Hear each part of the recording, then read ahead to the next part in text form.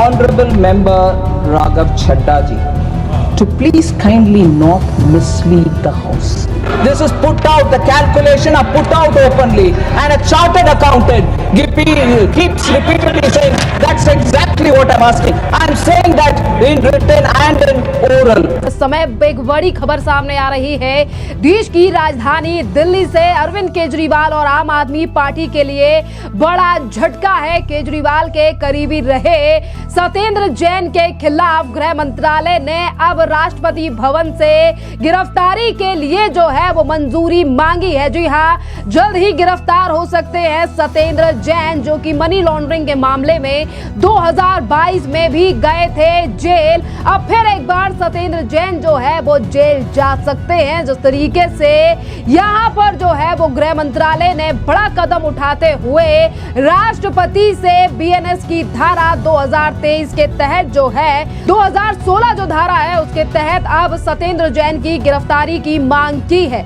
जहां एक तरफ गृह मंत्रालय की तरफ से ये गिरफ्तारी की मांग की गई है, तो वहीं दूसरी तरफ ईडी को भी सत्येंद्र जैन के खिलाफ अब मामला चलाने के लिए जो है वो मंजूरी मिल चुकी है। अब लगातार मुश्किलें आम आदमी पार्टी की देश की राजधानी में खड़ी होती हुई नजर आ रही है। सत्येंद्र जैन और आम आदमी पार्टी के तमाम नेताओं की एक तरफ सत्येंद्र जैन की गिरफ्तारी को लेकर मंजूरी मांगी गई है गृह मंत्रालय की तरफ से, तो वहीं दूसरी तरफ आपके लिए बता दें कि बीजेपी ने चुनावों से पहले ही कहा था कि अगर दिल्ली में बनेगी सरकार तो भ्रष्टाचार की फाइलों को खोला जाएगा, जिसकी शुरुआत जो है वो अब हो चुकी है। जहां एक तरफ सत्येंद्र जैन के अब अटकी हुई है गिरफ्तारी की तलवार, तो वहीं दूसरी तरफ जल्द ही शराब घोटाले पर भी सीएजी मामले पर होगी जांच और सीएजी रिपोर्ट पर होगी चर्चा, जिसके चलते मनीष सिसोदिया, अरविंद केजरीवाल और कई बड़े नाम जो हैं वो आ सकते हैं सामने।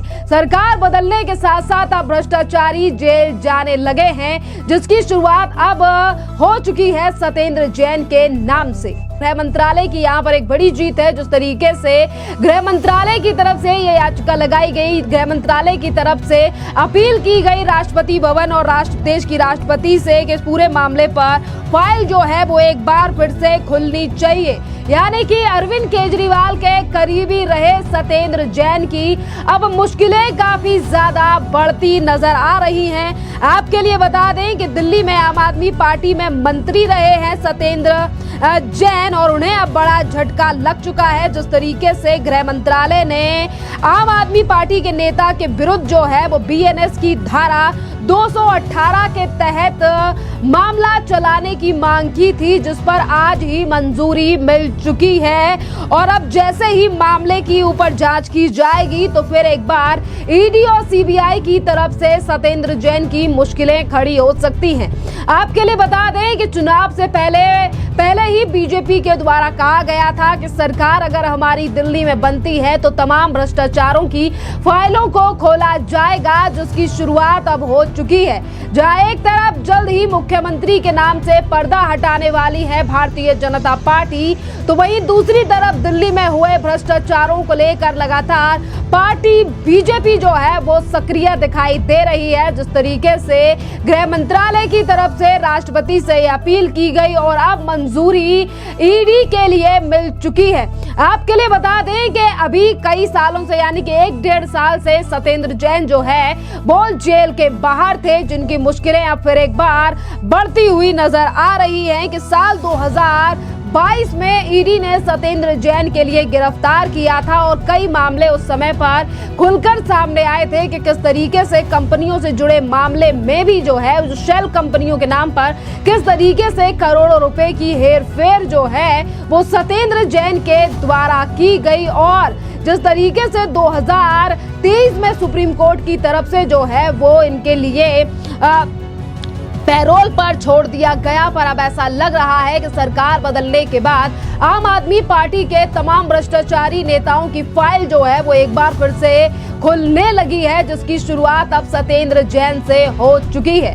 देखिए, एक तरफ तो सत्येंद्र जैन जो अरविंद केजरीवाल के काफी ज्यादा करीबी हैं, इनकी मुश्किलें बढ़ चुकी हैं, तो वहीं दूसरी तरफ आपके लिए बता दें कि पार्टी के ही राज्यसभा सांसद राघव चड्ढा को भी देश की वित्त मंत्री निर्मला सीतारमण ने फटकार लगाई है। जिस तरीके से राघव चड्ढा ने संसद भवन में भाषण देते हुए जो है वो टैक्स स्लैब को लेकर सवाल तो उठाए, पर इसी टैक्स स्लैब में सवाल उठाने के चक्कर में राघव चड्ढा ने कर दी बड़ी मिस्टेक और कहा कि सरकार ने 12 लाख रुपए तक की कमाई को रिबेट के साथ टैक्स फ्री कर दिया है, लेकिन अगर आपकी कमाई 12 लाख रुपए से 1000 रुपए भी अधिक हुई तो आपको पूरी कमाई का इनकम टैक्स स्लैब के हिसाब से चुकाना पड़ेगा। हालांकि ऐसा नहीं है और उसके बारे में खुद ही इनकम टैक्स विभाग और वहीं दूसरी तरफ इसी को लेकर जो है वो संसद भवन में वित्त मंत्री निर्मला सीतारमण ने राघव चड्ढा की क्लास लगाते हुए कहा है कि किस तरीके से मध्यम वर्ग को जो है वो गुमराह करने का काम कर रहे हैं राघव चड्ढा। जिस तरीके से आपकी कैलकुलेशन है, क्या आप वाकई में सीए हैं? ये सीधा सवाल वित्त मंत्री निर्मला सीतारमण के द्वारा जो है वो भरे संसद भवन में पूछा गया राघव चड्ढा से। आप जरा इस वीडियो पे नजर डालिए, जिसमें कैलकुलेशन के साथ साथ तमाम चीजों पर वित्त मंत्री निर्मला सीतारमण ने जो है वो अपने पहलुओं और इसी के साथ फैक्ट के साथ जो है वो राघव चड्ढा की क्लास लगाई है। About the 12 lakh rupee, I honestly want to request humbly Honorable Member Raghav Chadha ji to please kindly not mislead the House. I don't mean he intended it to do. I don't think he intended to mislead the House. But the way he put the whole detail about the personal income tax which has come in this budget, sir, 25-26, we issued the FAQ. Just as soon as I finished my speech, the FAQ was put out. Lots of people who asked the questions have all been comprehensively given explanation. For an honorable member to come to the House and say, no, you will pay entirely every rupee post your 12 lakh salary. No, the marginal relief takes it further down. You don't need to pay till about 12 lakh. 12 lakh 75,000 what you don't end up paying. Mr. Raghav Chadha, you have already spoken. No, That's a zero and after 12.75. Please take it. Please take it. Yes. Please. 12 points, sir, for his understanding. Raghav Chadha, honorable member, kindly indulge me. I will give you number by number. Listen to me. Sir, 12 lakh 10,000. If suppose the person earns more than 12 lakh, that was his core worry.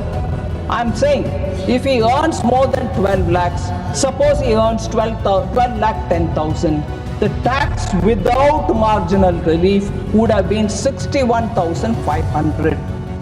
Whereas with tax marginal relief given, which is given in the budget, he pays only 10,000 rupees. All right, sir. So yes, 12 lakh 50,000. What if he earns that much? The tax without marginal relief.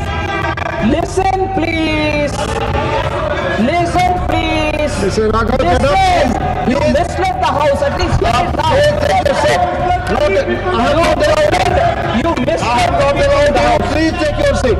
I have not allowed you. Please take your seat. Sir, if a person earns 12 lakh 50,000, tax without marginal relief for him would have been 67,500 rupees. 67,500. But with marginal relief offered, he will pay only 50,000. Suppose he is earning 12 lakh 70,000 rupees. Without marginal relief, he will pay 70,500. Whereas with marginal relief, he pays 70,000. And it is only when he reaches 12 lakh 75,000, his tax will be 71,250 with or without marginal relief. All right, that is it. What do you expect me to go on till 20,000? So Raghav Chadha being a chartered accountant, I repeat, सिर्फ माननीय is वित्त only मंत्री की बात जा रही है। misleading आप बैठ rather जाएं, than हर informing वक्त डिस्टर्ब people. ना करें, And this बैठें। is put out openly. There's no hide and seek in this. This is put out. The calculation are put out openly, and a chartered accountant keeps repeatedly saying that's exactly what I'm asking. I'm saying that in written and in oral. What more does he want? I'm not hidden anything here. और इसी के साथ देखिए, एक तरफ तो वित्त मंत्री ने राघव चड्ढा को लेकर सवाल उठाया है, उनकी डिग्री को लेकर बात कही है कि आप वाकई में सीए हैं या फिर नहीं, क्योंकि सीए से इतनी बड़ी मिस्टेक कैसे हो गई कि कैलकुलेशन जो है वो बिल्कुल इधर से उधर कर मिडिल वर्ग को गुमराह करने की कोशिश की जा रही है। और वहीं दूसरी तरफ जया बच्चन ने भी फिल्म उद्योग को लेकर सवाल उठाए थे और कहा था कि सरकार को जो है वो टैक्स के द्वारा फिल्मी जगत को जो है दया दिखाने की जरूरत है, और इस पर भी चेतावनी दी थी कि बढ़ते खर्चे और हम लगातार जो है वो बहुत ज्यादा टैक्स भरते हैं इस पर जो, और इसी की वजह से सिनेमा थिएटर बंद हो रहे हैं, जिस पर आज निर्मला सीतारमण ने जया बच्चन को भी करारा जवाब दिया है और कहा है कि यानी कि जिस तरीके से बात कही गई है, और केंद्रीय मंत्री निर्मला सीतारमण ने कहा है कि मनोरंजन कर संबंध में उठाए गए सवालों का भी जवाब दिया और कहा है कि केंद्र सरकार जो है वो कभी भी मनोरंजन पर टैक्स नहीं लगाती है, और केंद्र सरकार द्वारा ना ही तो कोई आज तक मनोरंजन पर टैक्स लगाया गया है, और इससे पहले की जो सरकारें थी वो टैक्स जरूर लगाया करती थी, पर अब इसे जीएसटी में समाहित यानी कि जीएसटी में कंबाइन कर दिया गया है। राज्य सरकारें भी मनोरंजन पर कानून बना सकती हैं क्योंकि राज्य का ये विषय है, और मूवी टिकटों पर भी हमारे द्वारा जीएसटी को घटाया गया है। यानी कि यहाँ पर सीधे तौर पर जया बच्चन को भी जवाब जो है वो वित्त मंत्री के द्वारा दिया गया है। बात अगर यहाँ पर आम आदमी पार्टी की जाए, और आम आदमी पार्टी के साथ इंडी गठबंधन की ही नेता है जया बच्चन, इन तमाम लोगों को वित्त मंत्री ने संसद भवन में जवाब दिया है। हल्ला हंगामा भी बीच में हुआ पर उसे शांत कर दिया गया, और अपनी स्पीच में जो है वो कई पहलुओं को लेकर वित्त मंत्री ने सवाल उठाया है।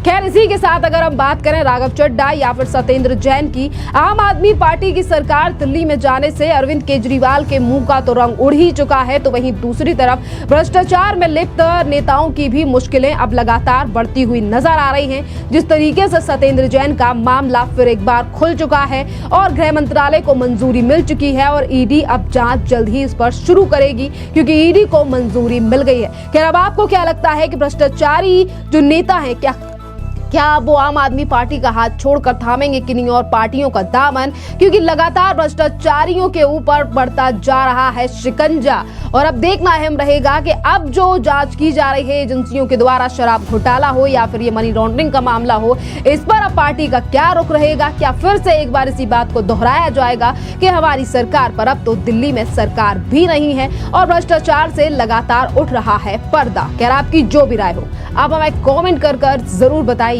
धन्यवाद।